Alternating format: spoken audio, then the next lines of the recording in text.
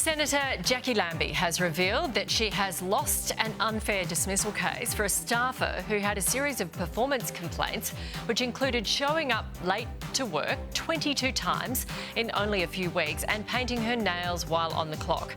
Senator Lambie made the revelations under parliamentary privilege while trying to highlight the extensive red tape faced by small businesses.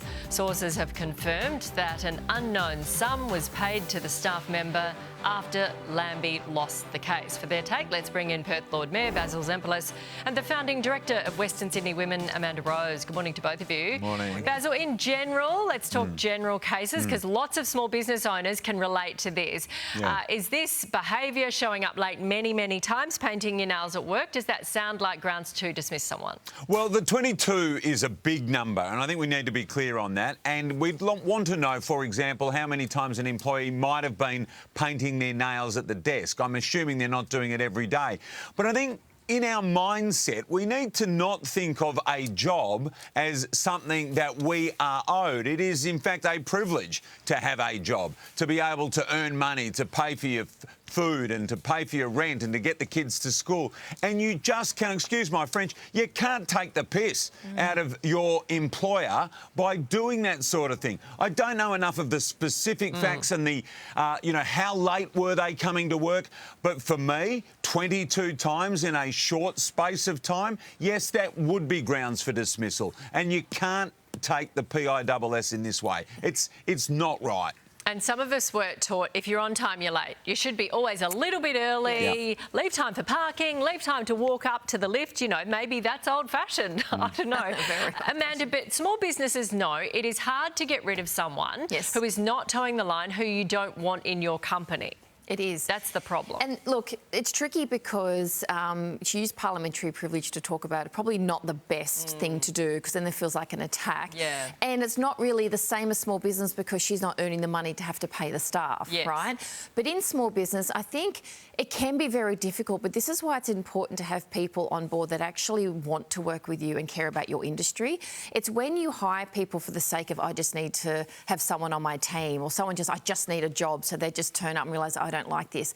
Having open conversations and being brutally honest with each other is very powerful. I've said to people, I know you really wanted this role, but it doesn't seem like you're coping or you don't like it. And they're like, actually, no, I didn't. It's not what I thought. That's fine. We'll part ways. I'll give you time to find another job.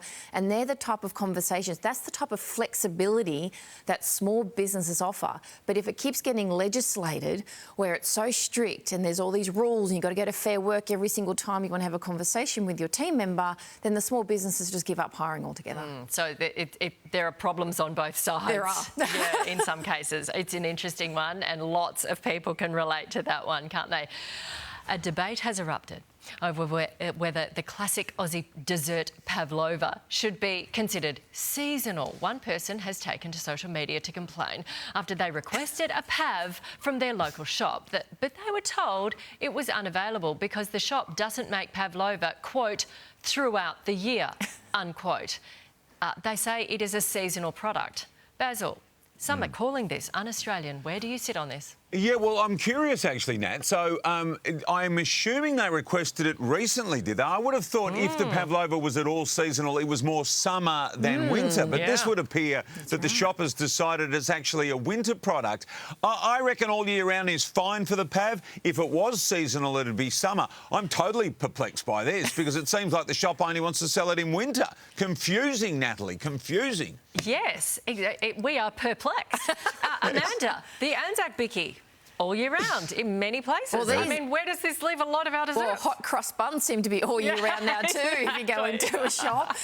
So I think it's simply, a lot of businesses only sell when there's a demand. So they'll probably have a period of time they know there's high demand for it, so they can bulk buy the products to be able to make it according. I think that's what it is. Amanda, you know what a pav's made out of? Eggs and sugar. I know, but not everyone can make them, let me tell you. But, you know, I like to make mini ones as dessert throughout the year. Yeah. But the question really is, it's not that it's un-Australian, is it Australian? Or is it from New Zealand? Okay, you know what? I think that's another argument for another day. Don't open that can of worms. We'll leave it at that. What do you think? Should we be able to have the pav all year round? Shervo.